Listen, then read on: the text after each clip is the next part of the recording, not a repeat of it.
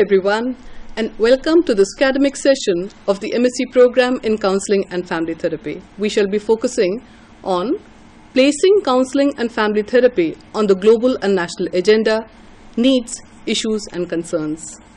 And to deliberate on this vital topic of critical import, we have the honor of having amongst us Professor Ahilya Raghuram. She is Professor and Head, Department of Mental Health and Social Psychology at NIMHANS, Bangalore. We also have Professor T.B. Singh, Professor and Chairman, Department of Clinical Psychology, IBAS, Delhi. Also present to participate in this panel discussion is Dr. Rajesh Sagar, Associate Professor, Department of Psychology, AIIMS, and Secretary, Central Mental Health Authority, Government of India, and Dr. Jagdish Kaur, Chief Medical Officer, DGHS, Ministry of Health and Family Welfare, Government of India. And I am Professor Neeraj Chadha. I'm a Professor of Child Development in the School of Continuing Education at IGNOU and also a Program Coordinator of this program study. To set the ball rolling, let me pose the key question. What is the significance of counseling and family therapy in the context of the mental health scenario at the global level and at the national level, with the global level probably providing the backdrop and the key focus being the national canvas? Ma'am, would you like to comment on it? As far as the significance of counseling and family therapy, both globally as well as nationally, particularly family therapy has had a long history in the West as an important method of treatment, particularly for problems pertaining to children and adolescents, and more lately, problems arising out of substance abuse and other issues. However, even in the West, with the introduction of managed care and with the emphasis on evidence-based treatments, most insurance companies are somewhat reluctant to fund programs of research and, for that matter, interventions which involve family therapy. And so, to an extent, it has become somewhat difficult to obtain insurance coverage for family therapies in the West. The scenario in our country is somewhat different because the family's involvement and the family's support was something that we have always taken for granted in this country. And as an informal support mechanism, it has always been present, and most people relied on this for resolution of their problems. However, of late, with all the rapidly changing lifestyles, we know that families are under increasing pressure and family structures perhaps do not exist in the same way as they did in the past. There is a greater degree of dislocation, of couples not staying together, children living with one parent, all these on account of aspects such as work and employment and so on. So therefore, this informal support network that we always took for granted is no longer available. And at the same time, we have a scenario where there is really no organized support system or support mechanism that has been established. And that is where it is imperative to bring this into focus so that we take the necessary steps to establish a well-organized system of providing help for both individuals and families that are in need. I would say that it is in this context that, at least at the national level, we need to look at counseling and family therapy services. There's just one other point that I would like to highlight, and that is the fact that particularly when it comes to mental disorders and the most serious mental disorders, including developmental disorders in children, the emphasis has been on the fact that families are the best environment for a child or for a patient to recover. But at the same time, if the family is not provided with the necessary skills in learning how to deal with serious mental disorders or developmental disorders, it places an extreme degree of stress and burden on the families, and that is something that we need to pay attention to. Thank you, ma'am. Professor Singh, would you like to comment on the need of placing counseling and family therapy on the national agenda? Yeah, thank you. Just to extend what Dr. Ahilya has said, the moment parents come to know, they want to know what to do with this child. And then going through all those stages of denial, shock, realization, the component which is given by the treating doctor is not sufficient. And what happens, that ultimately the parents become clinic shopper, and there is a very strong psychological gratification that till the time I am on this earth, I will do whatever is possible to recover or regain the sight or whatever the physical loss is there of my child. So unfortunately they spend 3 to 11 years, and the child lands in a special school or in a center for rehabilitation, and crucial years of learnings are lost. So in that way, this is going to be a very, very helpful thing if things are available on the spot in the community. And as far as severe mental illness is concerned, which is already highlighted, the drug compliance part is very, very necessary, but the psychosocial support through family is a very crucial factor.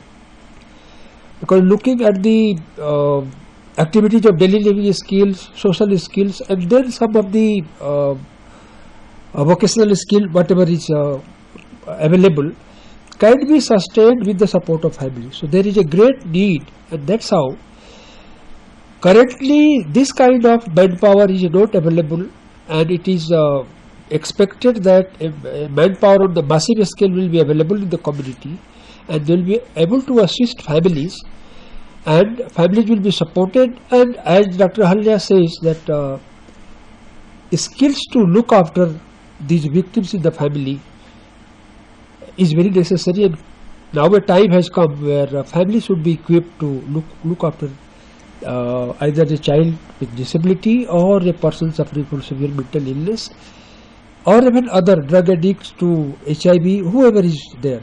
But there is no infrastructure available right now in the country, and mostly the institutional care, they were trying to develop a national network of referral system. The cases should be referred and it will be attended in the institute. But that trend is changing. Now there is a shift from institutional care to community care, and I hope this will go a long way in helping families, and that's how we need to pay attention very crucially to these aspects. Thank you, Professor Singh. Dr. Sagar, you're a psychiatrist at AIIMS, and you're also the Secretary of Central Mental Health Authority of India. What do you think should be the focus vis-a-vis the need and concerns in the context of placing counseling and family therapy on the national agenda in terms of the delivery system, in terms of providing services in the domain towards meeting the mental health needs of the population of the country? Fine. I think it is very important to understand that last few, like for many years now, we should know that the global burden of disease, I think the psychiatric disorders has placed quite higher up. Like in the sense that it is projected that depression, the disability will be number 2 in 2020, and where it is just after ischemic heart disease, and we should also understand that out of 10 top conditions of which causes disability, 4 are psychiatric disorders. So what is important to understand that it causes so much neuropsychiatric disorder, almost about 14 to 15% disability is there. So it is very important to understand that they are there and causing so much disability, and so something needs to be done. Now, at one point we have conditions which are so prevalent, like we know that psychiatric disorders are so prevalent, and we should also understand, like in developing country like ours, the mental health resources are very poor, like in the sense that manpower is very less, like number of psychiatrists are very less, even as clinical psychologists are very less, so manpower we know are very less. Now, the third point is we should also understand that there is so much stigma and discrimination attached to these psychiatric disorders. So what happens that because of the stigma, because of lack of services, so the utilization of services is very poor. Like in the sense that it is said that only 10 to 20% of people actually seek a help from the mental health professional. Now, in this situation, we know that distress is there, and people are in distress and they need help. So if they are not able to, get access to the services by a mental health professional, so perhaps the counselors and will be required, and perhaps they can take a burden from these mental health professionals. And the important thing is that the services can be provided in the community itself and much early in the course of the illness. Now there is evidence to suggest that when we provide services, when we treat a person early in the course of illness, the outcome is much better. Like they can be in the mainstream of society much earlier, their functioning is much much earlier and very effective. So that is why the needs are tremendous. Now we all know that the distress and the which is there, and one needs to communicate. People, they do want to communicate.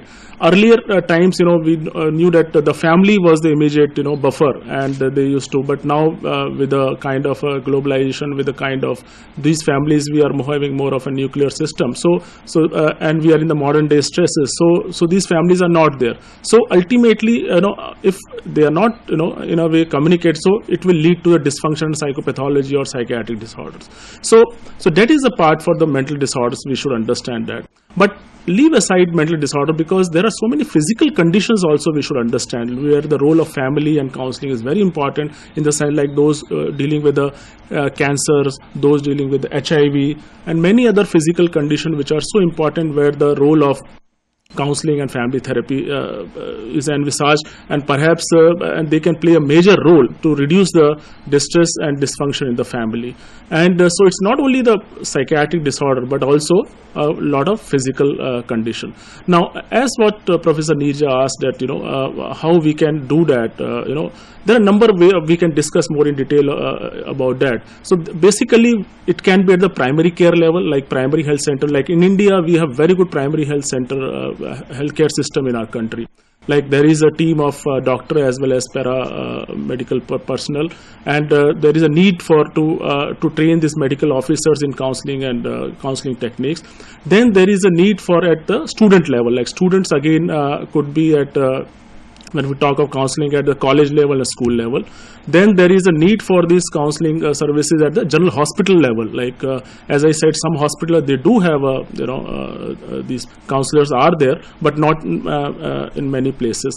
Then there is at the workplace, like there is a talk of employees assistance program or staff counseling services and so on. So and also in voluntary organizations, and the most important also we need to discuss that in the disaster situation, because there also the need for psychosocial management and will be important. So at these at different setups, I think we need to discuss that where all this can be provided in the near future. We know that we have very good national rural health mission, and we have district mental health program, national mental health program. So somewhere we need to integrate these counseling services.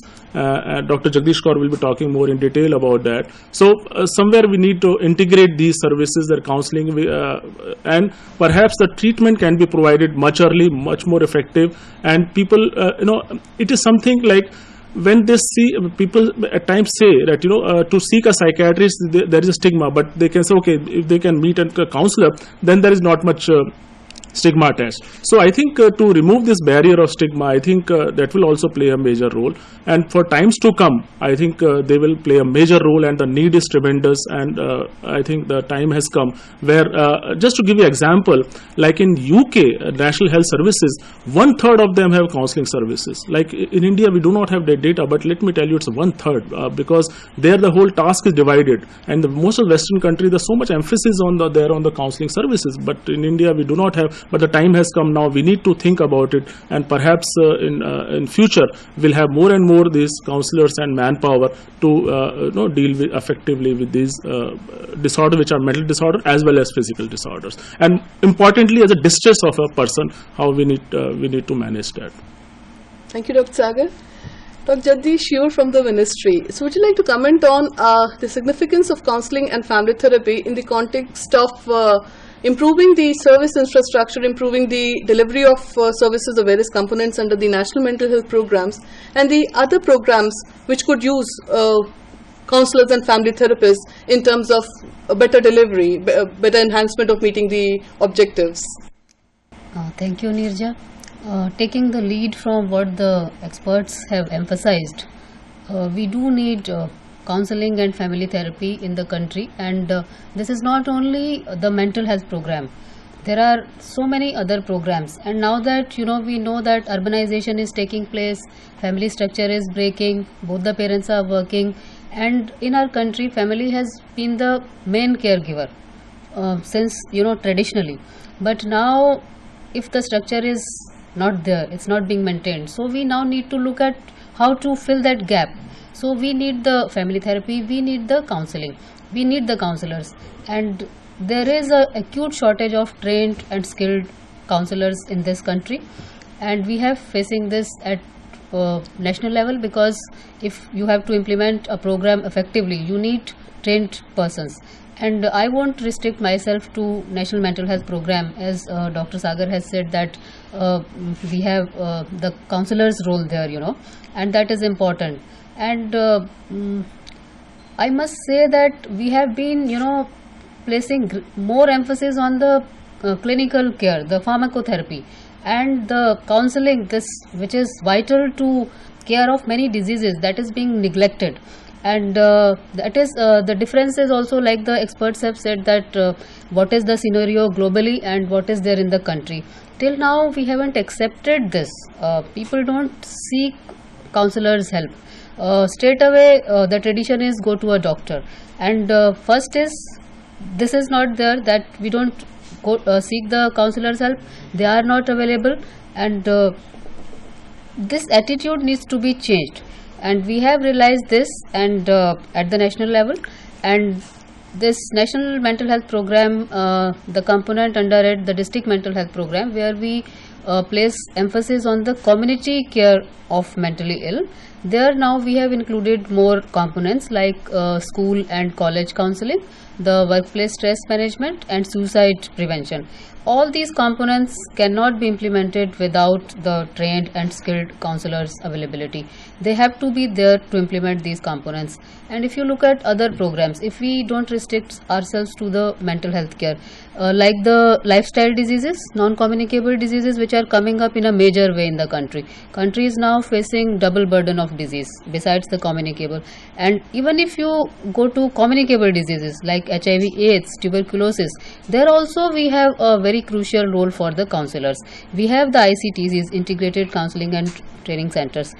But unfortunately, we are being restricting ourselves only to the counseling for HIV and TB patients. I very strongly feel that this is a very good infrastructure available, and they should expand counseling to for other diseases also. And because we have a network of more than 5,000 ICTCs in the country, and we have acute shortage of trained counselors, and this course will do a not only to mental health program but other programs also a great help when the trained people will be there, and they'll be involved in implementation of the programs at various levels of providing healthcare. And now we have also started diabetes mellitus, CVD and stroke program. This is a new initiative in the 11th 5-year program, and there the counselors are being placed at the community health center level. Below district we are now going. Under the National Mental Health Program, counselor is there at the district level, but now we are trying to go below district and integrating the care.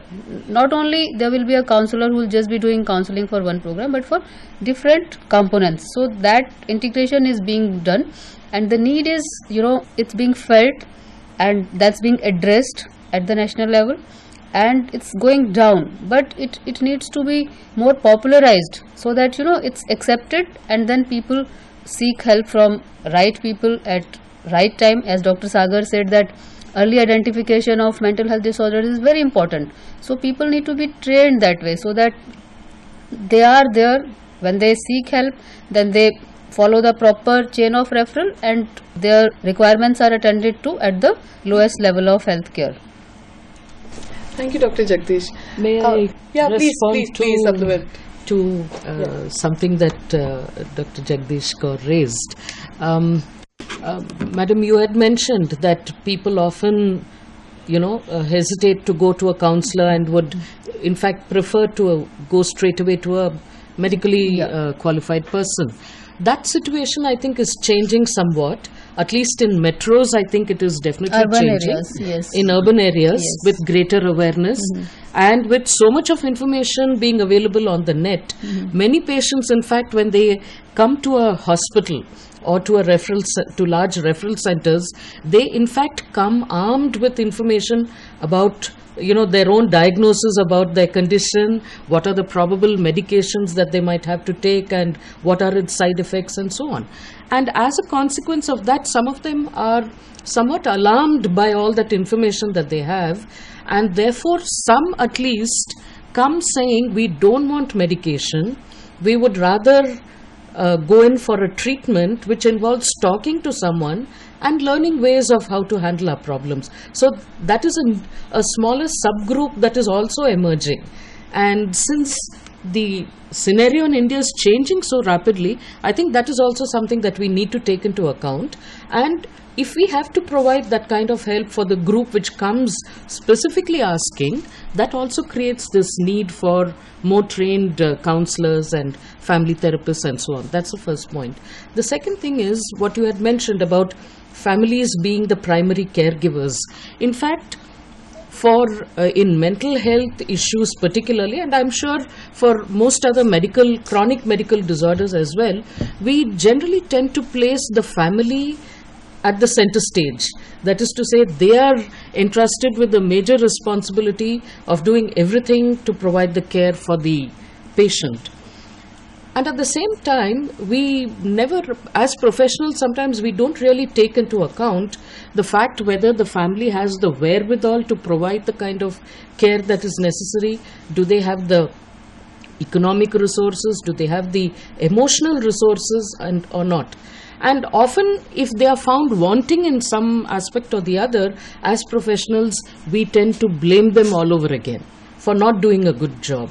And I think that is doing gross injustice, because we want them to take over the entire role of providing care without at the same time doing something concrete to actually build up their strengths. That's a very valid point, ma'am. And therefore, probably the focus there's a conscious recognition that you need to shift the focus from individual focused counseling to family therapy. It is whether it is the causation of the problem, let's say an old person suffering from depression. Now, whether in the causing of it or in the elevation, the family members have to be roped in, or whether to enable the family to cater to let's say handle a schizophrenic family member. So you need to generate the emotional resources, as Ma'am Ahilya put it, to enable them to cope with it and provide the requisite support without crumbling themselves. So probably a comment on number one, not just strengthening the counseling support, as Dr. Sagar mentioned.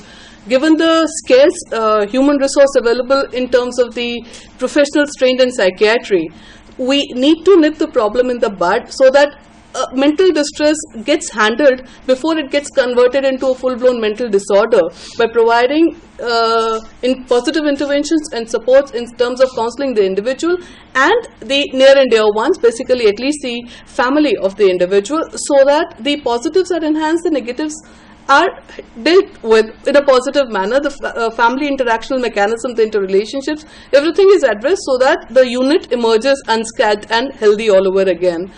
And the shift, therefore, not just to enhance Dr. Sagar gave a very valid, useful information. I mean, in other countries, there's a conscious effort to place as much as 1/3 emphasis on counselors in your medical support team, in the health team.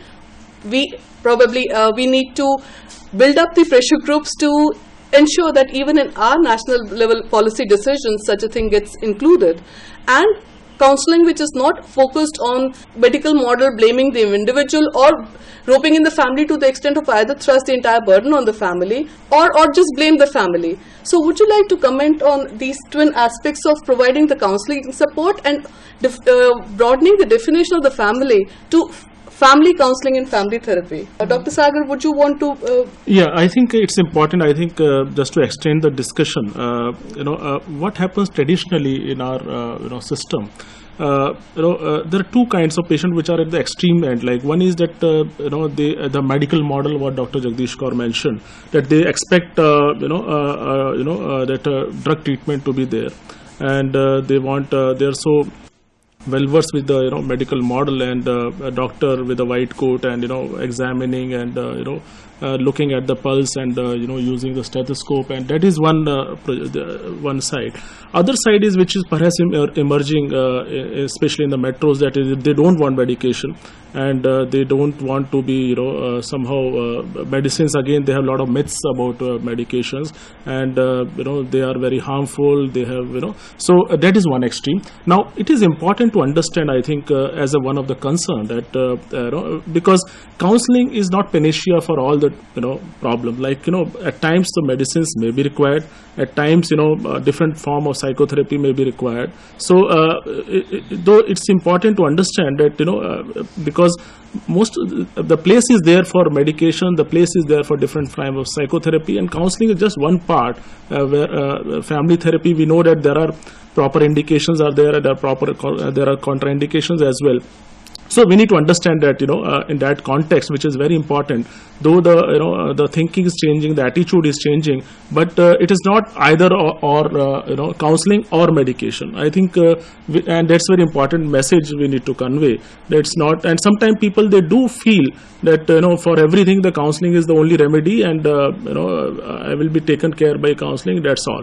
That's not the case.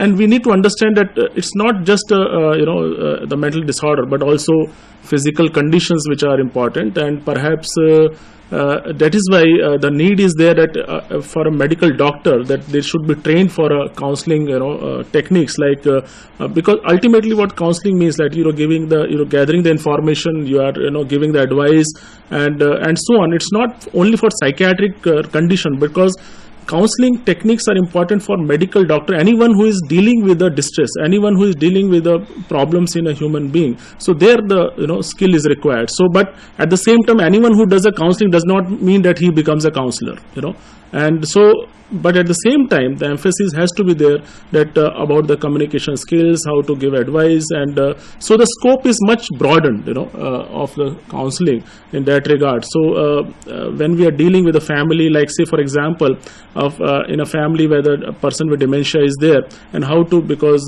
manage, because caregiver burden is a major thing, and how to address the issues.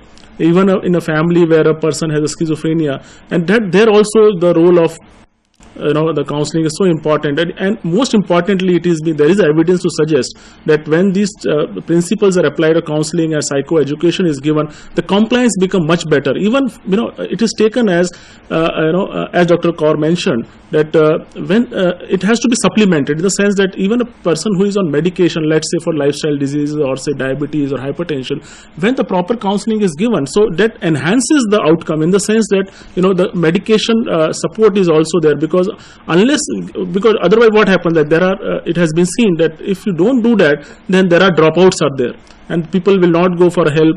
They will have more complications and so on, not for psychiatric disorder, but also for medical conditions. So scope is much broadened, not just restricting to a counseling for specific type of disorder.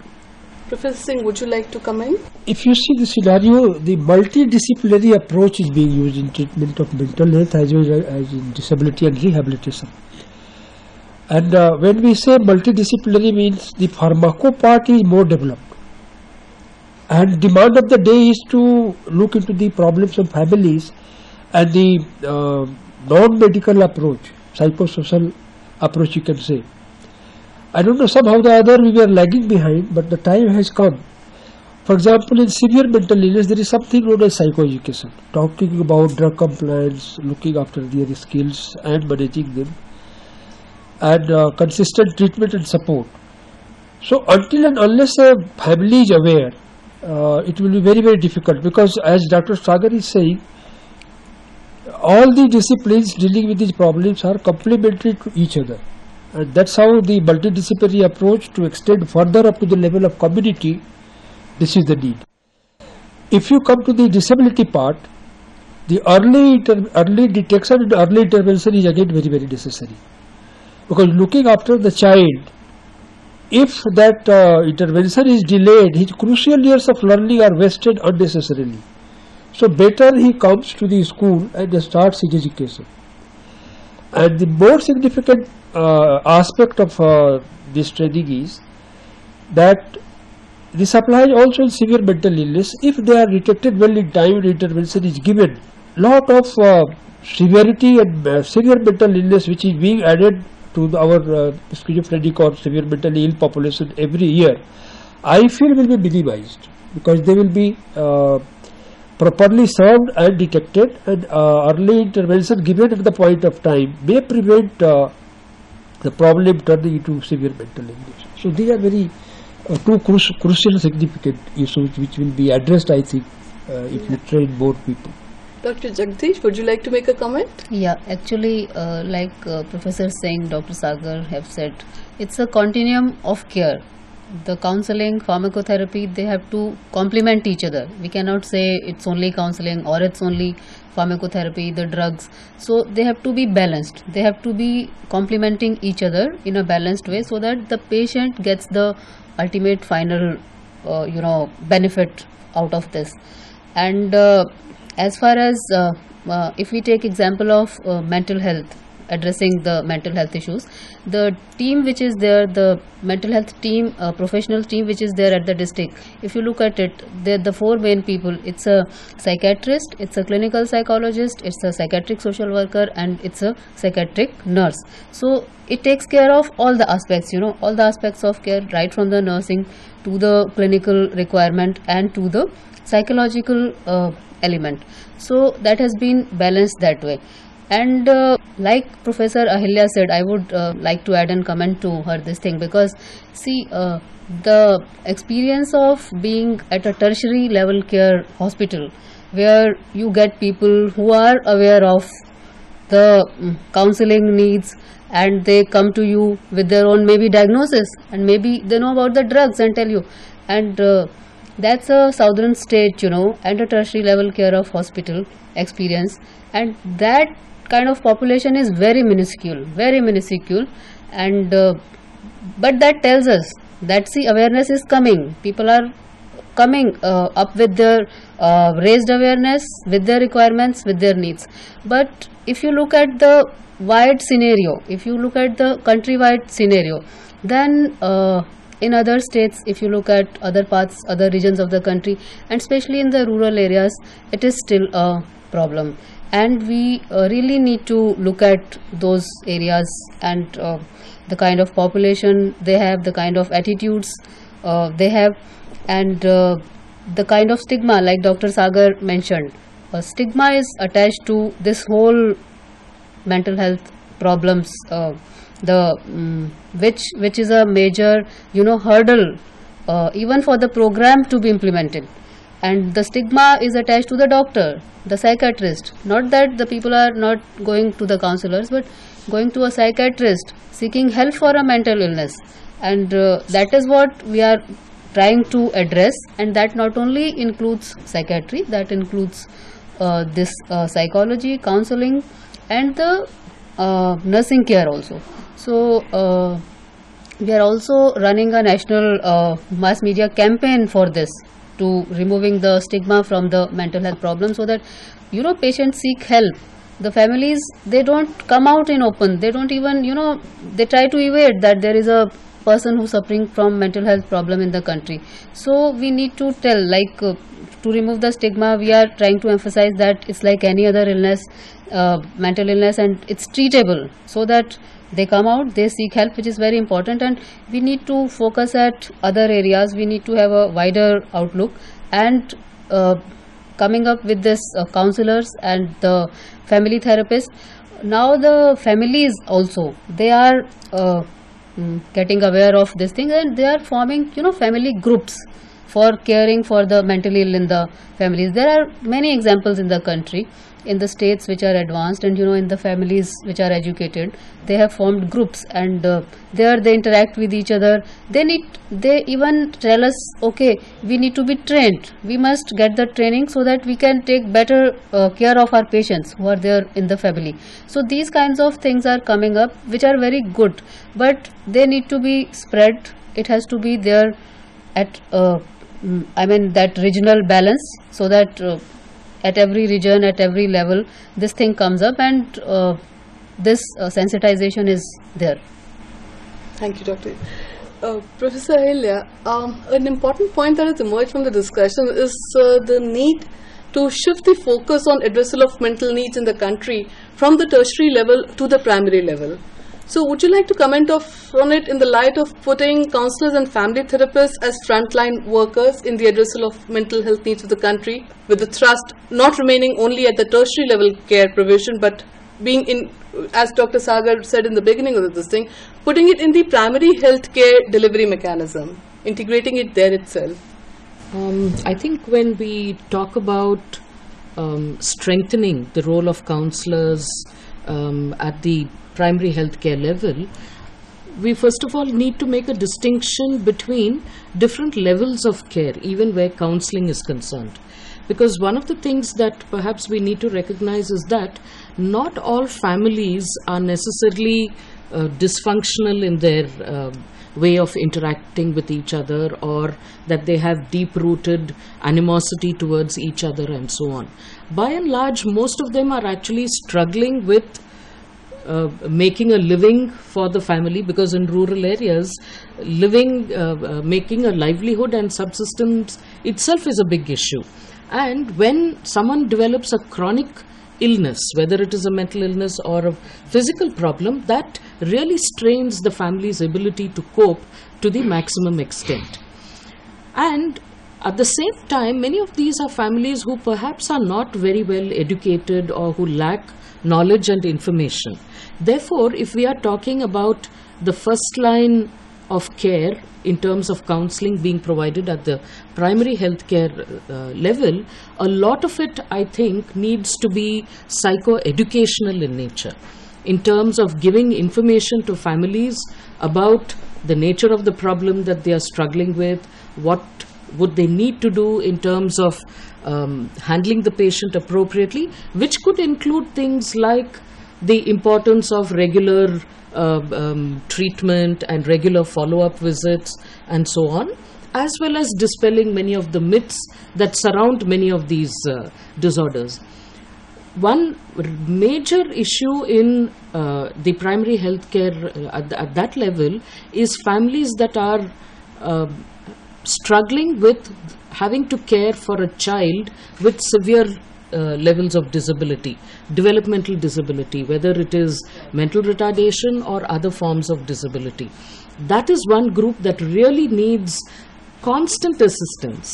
It is not just that it can be a one-shot effort, it is something that has to be an ongoing kind of a help that is required, help and support, and a lot of it is really educational in nature. Teaching them how to handle that child or how to train that child, where can they access help from, and what would be the most appropriate kind of sources to approach. I think if this much of assistance is provided by counselors at the primary healthcare, that would go a very long way. Family therapy, really we can keep it for, such of those families that really get into major issues of having dysfunctional interactions and things like that. That for many families is not really required. Thank you, ma'am. So with these chairs' comments, it's time to sum up this session. There seems to be no doubt about the fact that family therapy and counseling are vital inputs in terms of addressing the mental health needs of individuals and families across the country. The scope has been dwelled upon.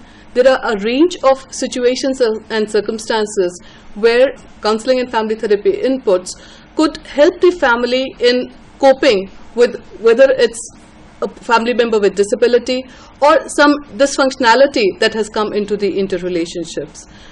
There is a clear need about a clear role of counseling and family therapy, both supplementary and complementary in nature across the levels, right from primary through tertiary levels. On this foundational note, we conclude this session. Thank you.